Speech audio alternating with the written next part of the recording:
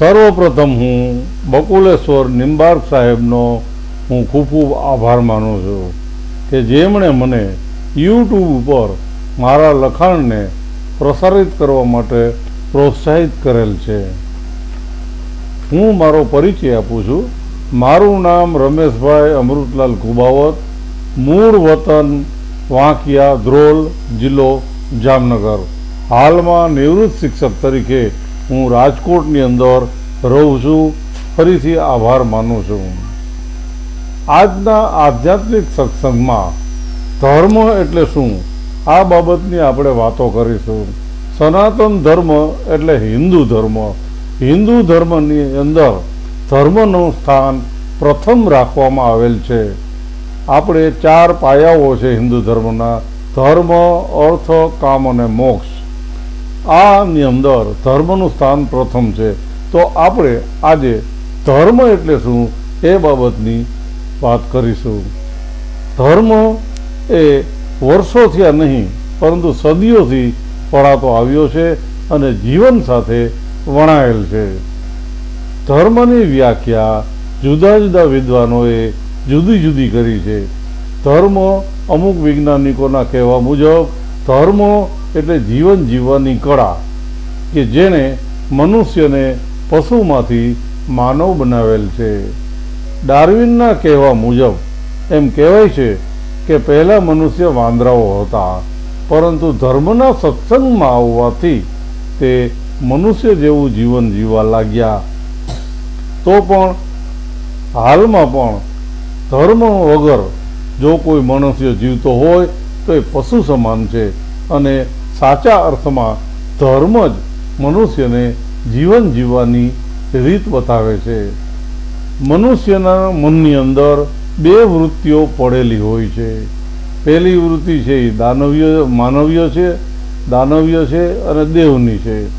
જેનામાં રાક્ષસી વૃત્તિઓ હોય છે તે અસુર ગણાય છે, જ્યારે જેનામાં દેવી વૃત્તિઓ હોય છે તે માનવતાવાદી હોય છે અને તેની અંદર માનવતા, પ્રેમ, લાગણી, સત્કર્મ કરવાની પ્રવૃત્તિ, સારું કરવાની ભાવના, આ બધા ગુણોનો ધર્મના હિસાબે જ એમાં વિકાસ થાય છે। શાસ્ત્રમાં એનું ઉદાહરણ છે કે ધર્મથી મનુષ્ય કેટલો આગળ વધી શકે છે।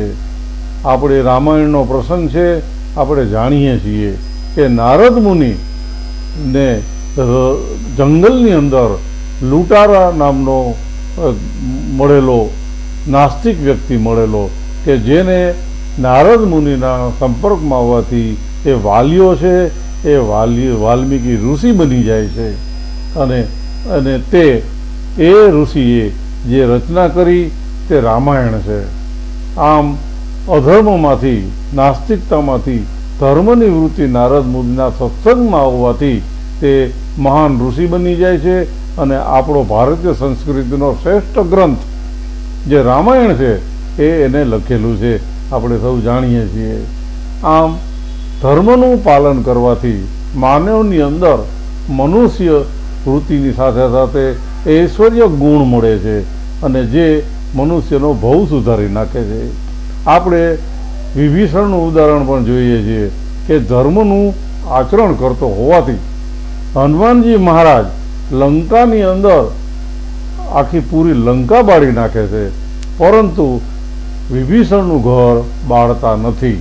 એટલે એમ કહી શકાય કે જેને ધર્મનું શરણ છે, જે ધર્મનું આચરણ કરે છે તેનું ઘર આબાદ રીતે બચી જાય છે અને તેનું જીવન શુદ્ધ સાર્થક થઈ જાય છે। પણ સામે પક્ષે આપણે જોઈએ છીએ કે અધર્મનો સાથ દેવાવાળો રાવણ તથા તેના કુળના મદદ કરનાર લોકો જે લડાઈની અંદર રામના હાથે મૃત્યુ પામે છે। આમ ધર્મના સત્સંગ કરવાથી જીવન છે એ સુખી બની જાય છે। હવે આપણે બીજું કહીએ, આગળ એ જ વાત આપણે કહીએ તો લંકા રામે જીત્યા પછી વિભીષણની અંદર ધર્મનું આચરણ દેખાતા તેને લંકાનો રાજા બનાવી દે છે। તો આ રાજા બને છે એનું કારણ શું છે કે ઈશ્વર પ્રત્યેની સમર્પણ ભાવના કે જે રામે એને રાજા બનાવી આપેલ છે. હવે આપણે આગળ જોઈએ, એથી પછીમાં જોઈએ તો ભગવાન બુદ્ધ એક વખત જંગલની અંદર જતા હતા. એમાં એક અંગુલીમાનનો લૂંટારો એને મળ્યો. એ અંગુલીમાન જે છે એનું નામ એટલા માટે પડેલું હતું કે અંગુલીમાન છે લોકોને મારી એના આંગળાઓ કાપી અને એ પોતે હાર બનાવતો. એને એવો નિયમ કર્યો હતો કે 100 વ્યક્તિને મારી નાખીશ અને એના આંગળાનો હું હાર બનાવીશ. આ લૂંટારો અંગુલીમાન ભગવાન બુદ્ધને મળે છે અને એની સાથે સત્સંગ થાય છે અને તે એટલો બધો ભગવાન બુદ્ધથી પ્રભાવિત થાય છે, આકર્ષિત થાય છે કે પોતાનું એ છોડી દે છે, મારવાનું, લૂંટવાનું, અધર્મની બધું છોડી અને ધાર્મિક બની જાય છે.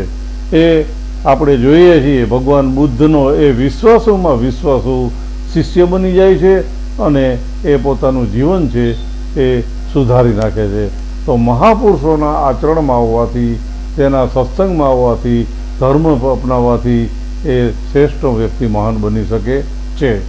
આમ ધર્મનો મુખ્ય હેતુ માનવીને સુખ શાંતિ આપવાનો છે, માનવીને પશુમાંથી માનવ બનાવવાનો છે, દાનવમાંથી દેવની કક્ષામાં પહોંચાડવાનો છે.